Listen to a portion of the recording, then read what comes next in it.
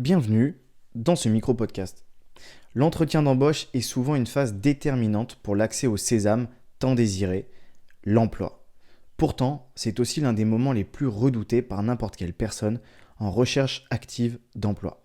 J'ai donc décidé de te donner 5 conseils pour te guider dans la réussite de tes entretiens d'embauche. Avant d'aborder le premier point, j'aimerais te rappeler 2 choses. La première, c'est qu'un entretien individuel ou non représente une prise de parole. Et comme toute prise de parole, tu ne pourras pas être fort du premier coup, ni sans t'entraîner un maximum. Tu as donc intérêt à pratiquer. Le deuxième point, c'est qu'un entretien d'embauche n'est rien d'autre qu'un exercice de vente. Et si on n'a pas les bonnes clés pour se vendre, ça ne fonctionnera jamais. Comprendre ici qu'il est inutile de lister tes compétences à l'oral, ni tes expériences professionnelles. Le recruteur les a déjà vues sur ton CV. Ceci étant dit, commençons par le premier conseil et il n'a rien à voir avec l'entretien en lui-même, mais plutôt avec toi-même. Il a été démontré qu'un humain, quel qu'il soit, se fera une opinion de la personne qu'elle va voir pour la première fois en seulement 3 secondes. C'est ce qu'on appelle l'effet de halo.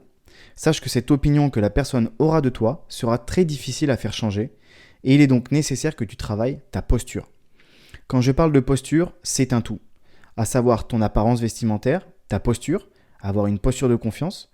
Si tu ne vois pas de quoi je parle, je te renvoie sur mon podcast qui est dédié à cette posture, ta gestuelle ou encore ta manière de parler. Encore une fois, tout ceci est à adapter au poste que tu souhaites obtenir. Le recruteur ne mettra pas le niveau d'attente à la même hauteur entre un poste de chef de projet et celui d'un développeur junior, par exemple. Le costume n'est donc pas toujours obligatoire. Cependant, il ne faut pas non plus venir en jogging. Tout est affaire d'équilibre. De même, si tu postules dans une startup ou dans une ESN, les attentes ne seront pas les mêmes non plus.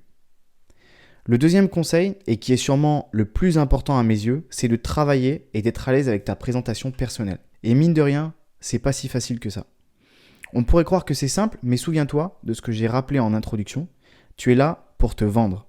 Et savoir se vendre ne veut pas dire vendre ses compétences, mais cela veut dire savoir apporter concrètement les informations que le recruteur veut entendre. Et pour ce conseil, je vais te donner un exemple et un conseil supplémentaire. Le conseil, pour arriver à te présenter correctement, c'est de sélectionner un point de vue de toi-même et de le présenter. Tu vas donc avoir un seul angle d'observation que tu vas donner à ton interlocuteur. Cet angle devra être choisi par rapport au contexte.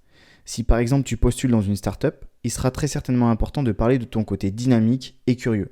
Par contre, dans une ESN, ton interlocuteur n'a que faire que tu aimes faire la bringue avec tes collègues, il aura besoin que tu sois rigoureux, discipliné et à l'écoute. Tu dois donc être capable de préparer une présentation en adoptant un angle de vue qui apportera les points nécessaires à ton interlocuteur pour le mettre en confiance. Souviens-toi, il n'a pas besoin de connaître toute ta vie et s'il a besoin d'autres informations, il te questionnera. Maintenant, je vais te donner un exemple encore plus parlant. J'ai eu l'occasion de participer à une réunion entre professionnels pour chercher des prospects. Nous étions par table de 4 et avions un temps limité pour présenter notre activité. L'organisateur étant un très bon speaker, il nous a donné beaucoup d'astuces. Lorsque je me suis présenté, comme j'ai l'habitude de le faire, il m'a arrêté en me disant que je devais choisir l'une de mes activités. En règle générale, je présente mes 3 activités, à savoir le développement, la formation et le développement d'entreprise. Et surtout, en choisissant une activité, je devais apporter une notion impactante pour la personne en face de moi. On est donc totalement dans cet exercice que je viens de te décrire, à savoir se vendre. J'ai donc retravaillé mon intro et au lieu de présenter bêtement mes 3 activités, j'ai décidé de ne présenter que la partie développement d'entreprise. Et c'est celle qui correspondait exactement au type de personne que j'avais en face de moi. J'ai ajouté à cela un exemple percutant qui est celui d'un de mes clients qui en un an est passé de 0 à 100 000 euros de chiffre d'affaires en suivant toutes mes recommandations et j'ai effectué avec lui les modifications au sein de son business. Et là, bingo, les gens étaient devenus beaucoup plus intéressés par ma présentation car tous les professionnels avaient envie de faire grossir leur business et tout était beaucoup plus limpide dans leur esprit. A l'inverse, quand je présentais mon entreprise en expliquant mes 3 activités, tout était clairement mélangé dans la tête des prospects et ils ne savaient pas vraiment ce que je pouvais leur apporter. C'est donc pour moi l'élément clé à travailler pour être impactant dès les premières minutes de ton entretien. Le 3e conseil, il suit le précédent et c'est évidemment de comprendre clairement les attentes de ton recruteur. Tu te dois de connaître sa démarche et ses attentes pour orienter l'entretien sur le bon angle de vue. Tu ne dois surtout pas parler de nombreuses choses, au contraire, tu dois être hyper précis sur ton sujet. D'ailleurs, à ce propos, j'ai souvent entendu des gens me dire Thomas, je suis dégoûté, l'entretien il s'est super bien passé, mais j'ai parlé que d'un quart des choses que je sais faire. Ça va jamais matcher. Et souvent, quelques jours après, ces mêmes personnes reviennent et me disent « finalement, j'ai été pris ». Et en fait, c'est normal, puisque sans le savoir, ces personnes-là ont appuyé sur les notions que le recruteur avait besoin d'entendre. Et elles ne se sont pas éparpillées sur les 3/4 des autres informations qui n'auraient rien apporté de plus à l'entretien. Le 4e conseil, il suit lui aussi le précédent. Une fois que tu as compris la démarche et les attentes du recruteur, il faut que tu apprennes à formuler ton discours. Et ici, il n'est pas question encore une fois de lister tes compétences, mais bien de savoir les formuler avec un exemple percutant. Tu dois toujours te positionner et être capable de donner non pas l'information que toi tu as, mais l'information formulée correctement que ton recruteur va attendre. Et pour bien comprendre, tu peux te servir de la technique de reformulation. C'est d'ailleurs une technique qui permet de gagner du temps pour prendre le temps de réfléchir. Imaginons que tu postules sur un poste pour une mission précise et le recruteur te demande vaguement « J'ai vu sur votre CV que vous aviez déjà travaillé dans le même domaine que ce que l'on recherche. Est-ce que vous pouvez m'en dire plus ?»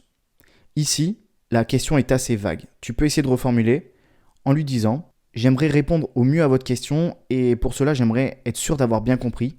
Est-ce que vous souhaitez que je détaille les missions autour de mon poste de développeur pour la société X ?» Là, le recruteur va soit acquiescer, soit reformuler à son tour la question pour que tu aies clairement compris ses attentes.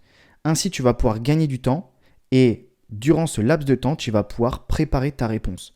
Souviens-toi du contexte, de ce qui était écrit sur la feuille de recrutement et apporte les différentes notions que le recruteur veut entendre.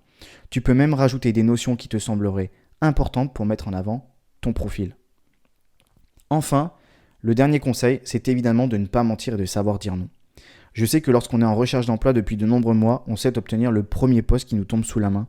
Mais ici, je pense qu'il est nécessaire de garder en tête que le bien-être au travail est plus important. Et je parle en connaissance de cause. Il vaut mieux savoir dire non, je ne sais pas, ou tout simplement le poste ne me correspond pas, que de passer les années qui suivent à maudire son patron, son chef de projet ou ses collègues. N'oublie pas de me dire ce que tu as pensé de ce podcast en commentaire et je te retrouve la semaine prochaine. Ciao.